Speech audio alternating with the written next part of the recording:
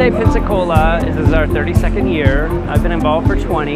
The idea is to create an event where people can learn about sustainability on all different levels.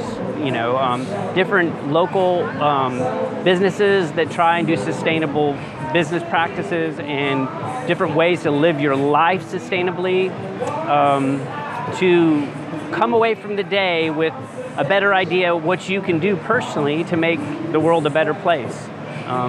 This year and throughout this next year, we're going to try and do activities with kids because we really believe that kids are the answer. You know, if littles start out learning and knowing all this stuff that us adults are having to relearn, then our world will be a better place because they'll just know about sustainability. So Earth Day Pensacola has been celebrating here since 1991, and Earth Day was established in 1970s because there were so many dire expectations about where this world was heading. And fortunately, through enough public outreach and education and people coming together and working collectively on problems, we've been able to make a lot of substantial change since the 1970s. And there's still a lot of work to go, but getting together and celebrating the Earth helps us see each other, it helps us make connections, it helps us learn and grow, and it just shows you what we can do as a community if we come together to celebrate something beautiful and for the right reasons and the right cause. 1, 2, 3, you're telling me this life is such a bore. You wanna have it all. I believe Earth Day is a celebration of open hearts, when people realize that divisions are unimportant, that only unity and being one with everything is essential for well-being, not only us humans, but the whole living togetherness of all living creatures on this planet and in the universe. So, unity, because we are United States of America, not divided States of America. So that's what means Earth Day to me, unity.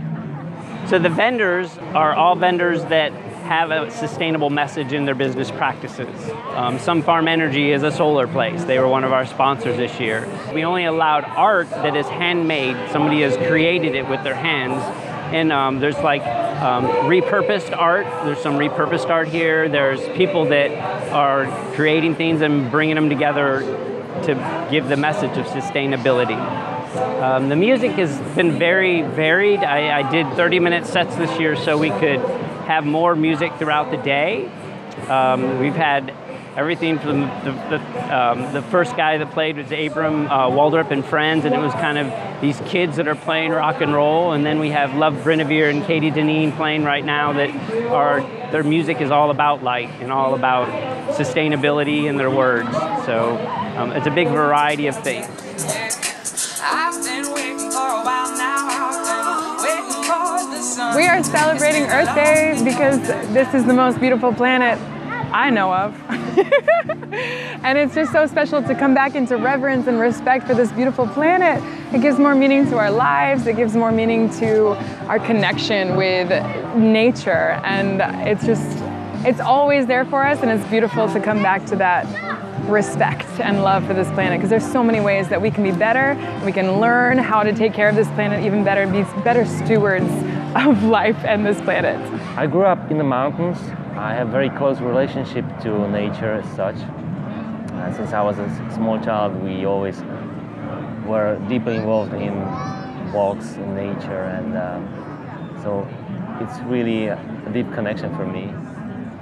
The music I do involves mainly looping because I play solo, so I use a lot of looping technology, like the looper pedals, and my songs are anything from love to whatever, you know, just what the humans experience on a daily basis. Art in general, for many people it's just a spice of life. I think it goes way beyond that. I think it's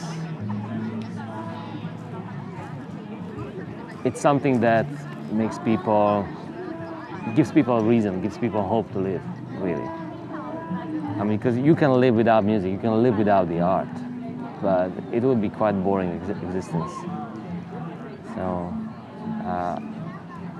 artists in general, whatever they are, painters, visual artists, musicians, dancers, actors, any of that art is really very important. Vibration, I don't want to be singularity for all eternity will be a binary star system. Open your mind, receive cosmic visions, yeah. Yeah, I was a kid and I just really had a tough time trying to figure out just wanting to be okay. And I ended up finding music as my avenue of being okay, and just stuck with it, and whatever came out just was from my experience going through life, and the more people that I saw, respected, things, people, and everything, I just got inspired by that.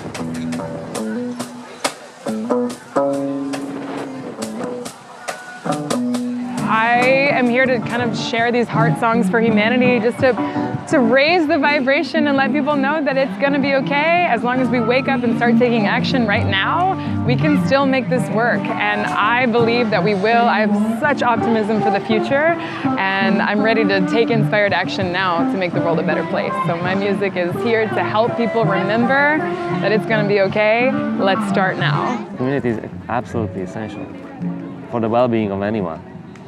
We're communal beings. We need it for our well-being, for our survival. We all know what happened during the pandemic. People were isolated. You go nuts.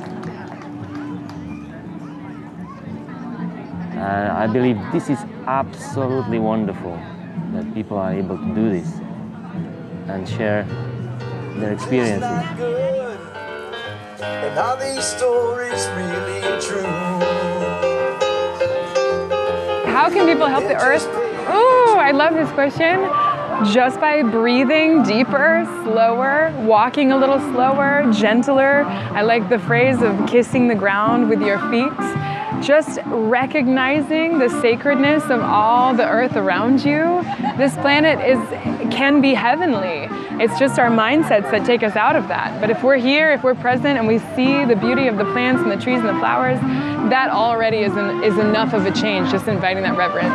When you feel respect for the earth, you're going to do better. You're going to take care of the planet. You're going to take care of your garden. You're going to take care of the pollinators by letting flowers grow, and you're going to drink more pure water when you recognize how vital it is for you. Eat more sustainably grown foods, organic foods, grow your own food if you can, start gardening, get in touch with nature. It will only reward you 1,000, 1,000,000, infinity-fold. So I think the first step is just remembering how sacred it is, and that will start your own journey of how you specifically connect with nature. There's so many things to be done about it. That's your adventure, and maybe your calling even to come back to reverence for this planet. You can make habitat for pollinators and birds by planting native plants, planting native trees, keeping spaces for habitat so that you can start to develop your own symbiotic relationship in your own yard. But then at a more community level, you can support local politicians, local city council members, local policies that encourage green development. So encourage the protection and planting of trees, encourage smart infrastructure so we can have more bikeable and walkable cities. And you can continue to just learn from all the great organizations that we have locally, whether that be the Audubon Society or the Native Plant Society, Ocean Hour, Clean Horizons. There's so many groups where you can get involved with to just learn more. There's so many niches, and you're welcome to dabble in all of them and figure out where you best feel like you can work and do what feels good, both for yourself and for all of us. The most important part is to open one's heart, I believe. Because all actions, all thoughts will stem from that point. So if we are living in a condition or state of mind that's focused on ourselves, that means we're taking an ego trip. It's pretty hard to see anything around us. It's pretty hard to act in a way that would be helpful to anyone else. But if we open our heart, we suddenly see that we're not separate from anything else, but we're part of everything. And that would compel us to make the choices in life that would bring a good action, bring something that would be meaningful to others. Nature is my connection to God. I will hug a tree for real, for real. Sitting with nature, sitting with spirit, sitting outside, listening to the wisdom of this planet, of this earth, touching the soil. All of these things nourish my spirit so deeply and make my life worth living. So nature is everything to me. It's the reason why I do what I do, is to recognize how beautiful this life really is and this planet that holds us. I feel like so often we get all caught up in our human things, like all the stresses of whatever our lives we're living, which is valid, but at the same time we forget to come back to this simple present connection with just being. You can learn so much just by sitting next to a tree and feeling how solid and steady and stable and peaceful it is. And by being that way, it's providing life and oxygen and places for people to rest and for creatures to live, just by being. So it simplifies life a lot. We always need monetary sponsors. That's a big thing because we have to pay for the park and we have to pay, we have to rent the community center, so we have power. So if anybody wants to be a sponsor, it'd be a huge help. And we always need volunteers. I want people to walk away from today seeing how many other people are like-minded in Pensacola, and how if we have so many different people who show up for a cause like this in celebration, we have that same collective capacity to make great things happen locally, to make a Pensacola that is greener and cleaner and more beautiful that we can inherit to our children. Maybe one day we can actually swim in Bayview Tahar behind us because it'll be clean enough, because enough of us are aware of the different problems that are happening locally that we can actually make substantial change towards those actions. So I hope people leave it today inspired and encouraged and motivated to continue to do the good work. My personal message is I just think people should live consciously and do whatever they can do to try and live a more conscious life. May it be when you see a piece of trash on the ground, pick it up. Or when you make a plan and you're doing errands, try and make it to where you're going in a circle route so you're not backtracking and wasting gas. I believe sustainability is doable. There are communities that are making it work. So my message is we can do that too. I think when you look at nature, you can see how deeply it desires to thrive and be alive. And sometimes I myself will get caught up in this feeling of like, oh, I don't want to be here, I don't want to deal with this life is too stressful. But then you see a crack in the pavement and a dandelion is shooting out like, I exist.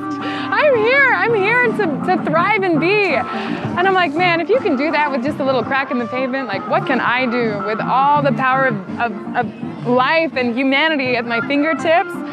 Come on, let's make this life worth living. Let's come together, be peaceful, unify, and be the change we want to see in the world.